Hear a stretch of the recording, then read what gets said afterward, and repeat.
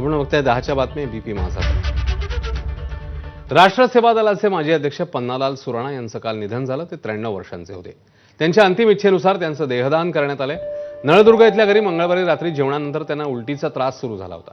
त्यांना सोलापूर शहरातल्या एका रुग्णालयात दाखल करण्यात आलेलं, मात्र उपचारापूर्वीच त्यांचा मृत्यू झाल्याचं डॉक्टरांनी घोषित केलं. राज्याच्या समाजकारण आणि राजकारणातला निस्पृहतेचा आदर्श काळाच्या पडद्याआड गेला. या शब्दात मुख्यमंत्री फडणवीसांनी त्यांना श्रद्धांजली वाहिली.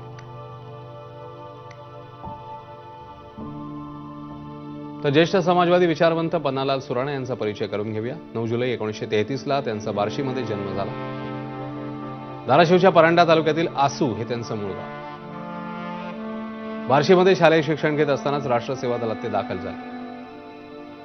समाजवादी नेते जयप्रकाश नारायण यांच्यासोबत त्यांनी काम केलंय.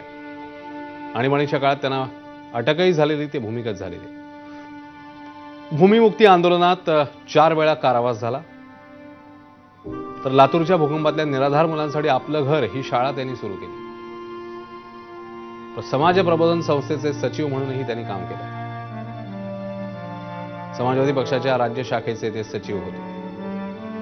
1986 ते 93 या काळात ते दैनिक मराठवाडाचे संपादक होते. सध्या 2009 मध्ये ते सोशलिस्ट फ्रंटचे राष्ट्रीय सचिव व साने गुरुजी कथामालेचे अध्यक्ष होते. राजकीय, आर्थिक, वैज्ञानिक विषयांवर 40हून अधिक पुस्तकांचं त्यांनी लेखन केलंय. याचसोबत या बुलेटिनमध्ये इकडेच थांबतोय. एक छोटासा ब्रेक